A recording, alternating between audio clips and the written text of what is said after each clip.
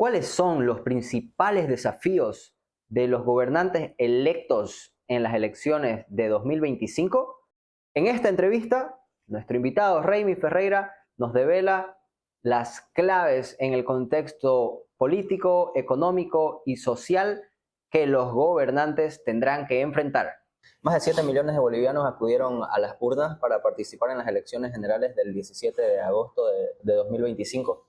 Y en cuestión de horas, los resultados fueron contundentes. El binomio Paz-Lara obtuvo el 32,16% de los votos frente al 26,63% alcanzado por Tuto Velasco. Hoy me acompaña el abogado y profesor universitario Raimi Ferreira para analizar 3 ejes temáticos clave de cara a la segunda vuelta electoral programada para el 19 de octubre de 2025. En primer lugar, hablemos de gobernabilidad. ¿Cuáles serán, a su criterio, los principales desafíos del gobierno que emerja de la segunda vuelta? Primero, el primer desafío es conformar un gobierno en el sentido de tener gobernabilidad parlamentaria, ¿no? Y en el Ejecutivo gente capaz de asumir las diferentes carteras que tiene ese órgano. Yo creo que es lo primero, ¿no? Antes de hablar de otra cosa. Pero eso está muy vinculado a qué se quiere hacer. Porque este proceso que se inicia con el gobierno nuevo puede ser una continuación atenuada del modelo que está agonizando, o puede ser un nuevo ciclo radicalmente diferente, sin hacer valoración cuál es mejor, ¿no? No estoy valorando, sino lo que yo creo que puede pasar. Puede ser un maquillaje, una reforma a lo que se viene haciendo, de repente corregir los errores y pensar que el modelo funciona, cosa que lo haya muy difícil porque han dicho los que han ganado, ¿no? Los que han entrado a la segunda vuelta, con mucho más claridad Tuto que Paz, pero Paz también lo ha dicho, ¿no?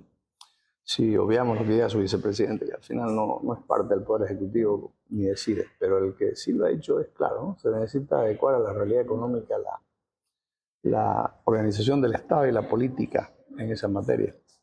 Entonces ese es el segundo desafío, ¿qué hacer en la economía? Un programa de gobierno. Y el tercer elemento, hay otra gobernabilidad que no está en el Parlamento, que es la gobernabilidad y la legitimidad en la calle. Y ahí, por supuesto, está armado como una trampa, que si lo hace mal y hay medidas que pueden afectar sectores populares, y hay el diseño de empezar a... Como no tiene expresión parlamentaria, eso que hemos dado nulo, pero que tienen poder de movilización y de fuerza, seguramente piensen que es igual que el gobierno de Yanine Áñez, se lo puede debilitar. Y eso es el tercer desafío que tiene que ser, ¿cómo va a resolver eso el próximo gobierno? ¿No? Yo hoy, de hecho, doy por descontado que gane quien gane van a ser aliados, ¿no? Van a ser mitad el gobierno de Tuto y el otro mitad va a ser del Partido Demócrata Cristiano. Por la sencilla razón que con los dos tienen la mayoría y hasta los 2/3 en las cámaras. Entonces van a poder gobernar, modificar leyes, hasta cambiar la Constitución si quisieran, autorizar juicios de responsabilidades, nombrar magistrados, autoridades. Yo doy por hecho que así va a ser. Y esa alianza, sin embargo, fuerte, si no es fuerte en la calle también, en el sentido de respuesta a los grandes problemas, puede abrir una oposición que no va a venir del legislativo, porque en el legislativo no va a haber oposición. En el legislativo tenemos escasísimas fuerzas que pudieran ser opositoras, sin mayor relevancia, no tienen ni siquiera presencia en el Senado.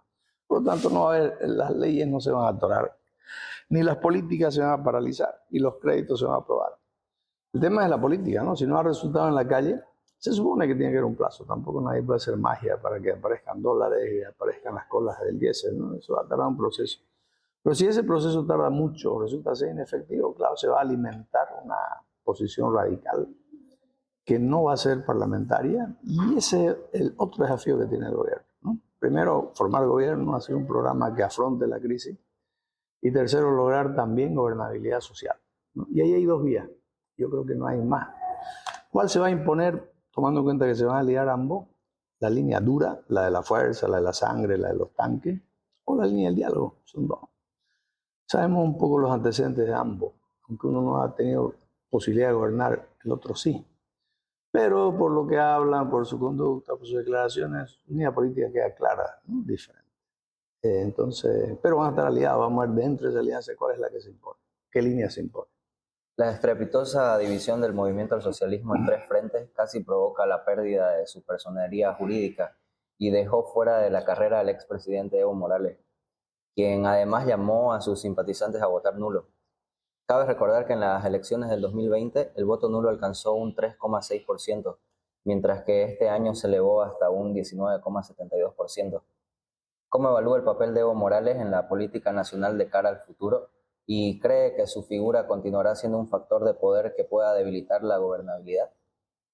La verdad que eso es todo depende de lo que se haga, lo que él y lo que los otros hagan. No es solo lo que haga él, sino también y los organismos que lo apoyan, sino lo que haga la otra parte.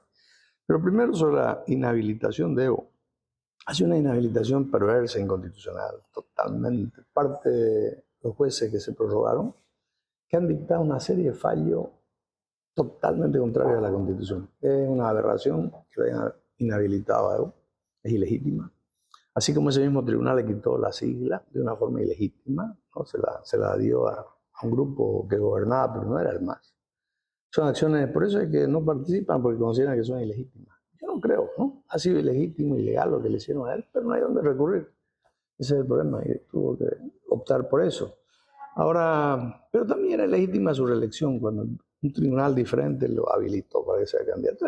Era igual, ¿no? Una perversa sentencia. Igual estas dos últimas que le inhabilitaron son perversas. Lo que nos demuestra que el órgano constitucional está totalmente manipulado. Y ese es uno de los grandes problemas. De repente ese es el cuarto desafío del propio gobierno. ¿Cómo garantizar la independencia de poderes? Si es que tiene de verdad una vocación democrática. En el caso de Evo, tiene, evidentemente, 1 de cada 5 bolivianos está apegado a Evo, ¿no? En algunas mesas ha ganado con muchísimo el voto nulo. Y creo que va a ser la tercera, si se contara, la tercera, ¿no? Después de Samuel. No, creo que estaban cerquita, ¿no? Sí, están para. Si se toman en cuenta los nulos por declinación y los nulos que se anularon por algún motivo, creo que están arriba. Y si suman los blancos, están arriba de Tuta incluso. Lo que muestra que tiene una fuerza, ¿no? Pero disminuida, de tener 60, 55%, que a tener 20%, póngale usted, es una disminución drástica. Pero sigue siendo importante, sigue siendo un factor electoral. Él, por ejemplo, puede decir la segunda vuelta sin problema. Porque ahorita sí, Rodrigo tiene 32% y el que vota por el primero siempre vuelve a votar por el primero. Eso no va a cambiar, ¿no? Hagan lo que hagan, la guerra sucia que hagan. Tenía 32 más 20 y ya está al otro lado, ¿no? Pero creo que ha decidido votar nulo, o sea que no va a incidir ese voto. Pero eso demuestra que tiene fuerza todavía. ¿Qué va a pasar con él? Tomando la línea dura que ha tomado, su estrategia va a ser de lucha, ¿no? Y ahí puede ocurrir que quede desarticulado, quede aislado, ¿no? Porque ya lo ha demostrado, no ha podido un gobierno tan débil como el de hacerlo retroceder en nada, ¿no? Ha hecho huelga, marcha, y al final han terminado desinflándose. Con un gobierno con mucho más fuerza, con legitimidad parlamentaria, mayoría parlamentaria, no creo que lo pueda hacer, ¿no? Va a ser difícil. Y posiblemente terminen entrando al Chapar y deteniéndolo, ¿no? Y ahí puede ocurrir dos cosas, o se apaga o se agiganta, ¿no? Es la otra. Pero eso depende también de cómo vaya la acción política y económica. Si la acción política y económica es efectiva, Evo es historia. Y se lo recordará seguramente cuando sea una evaluación equitativa de lo positivo. Hizo muchas cosas positivas, ¿no? Realmente sería injusto decir que no. Y se van a disminuir o minimizar en términos relativos a lo que pueda ser negativo, que la hubo. Entonces va a haber un equilibrio histórico. Eso va a la historia después de 20, 30 años. No es de un día para otro. Pero en lo inmediato, en lo corto, al corto plazo, va a depender también de lo que él haga, pero de lo que pase con el gobierno. Si el gobierno no es represivo, incapaz, se agiganta en la cárcel, ¿no? Entonces puede crecer, ¿no? Aunque va a ser muy difícil que órgano alguno lo legitime, porque los próximos magistrados de 2/3 van a salir seleccionados y votados por lo que gobiernan ahora, y ninguno de ellos va a acceder a cambiar la posición constitucional. Pasemos ahora al segundo eje, la política exterior. Bolivia ha mostrado en los últimos años una política exterior poco clara. ¿Considera que el país ha perdido peso en la región? Yo creo que no. Más bien después de décadas somos miembros plenos de Mercosur, por ejemplo. Somos el único país que somos miembros plenos de la CAN y de Mercosur. No sé qué otro gobierno ha tenido esa posibilidad. Hace años que queremos entrar al Mercosur y después de un largo proceso se ha logrado eso. Yo no creo que esté aislado. De hecho, no está entre los países del eje del mal que dice Trump, que no importa un comino lo que diga Trump, ¿no? Pero de una u otra demuestra que los vetos en el caso de Bolivia no existen, como con Nicaragua, con Cuba, con Venezuela, ¿no? Está fuera de ese eje. Y si bien hay algunas desubicadas, como la presidenta del Perú, que es terriblemente mediocre, en general son relaciones respetuosa, ¿no? Yo veo que ha habido éxito en muchas cosas. Por ejemplo, una de las cosas que hay que reivindicar, no a este gobierno, sino al último gobierno de Evo Morales, la postilla. Durante 40 años, los trámites para una legalización duraban 3 meses y eran manual, personal. Hoy, 24 horas usted legaliza título de estudio. Y eso lo hizo este gobierno, ¿no? Fue aceptado en Mercosur.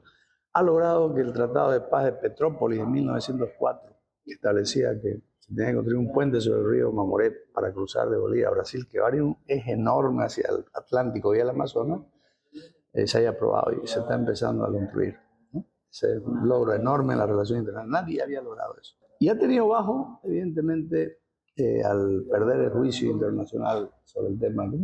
Al final sabía que no había muchas posibilidades, era un intento desesperado de buscar una vía de sentar a Chile en un banquillo. Pero eso yo creo que aclara que nunca más Bolivia puede reivindicar su costa marítima. Ya estaba, en un tratado de 1904 estaba perdido. Después, ¿qué más se puede decir en relaciones internacionales? Ha habido errores, como por ejemplo romper relaciones con Israel. ¿Qué le importa a Israel Bolivia, no? En Israel teníamos, sin necesidad de visa, el derecho de viaje porque en la Segunda Guerra Mundial refugiamos muchos judíos. Y eso por lirismo, ¿no? Lo rompimos.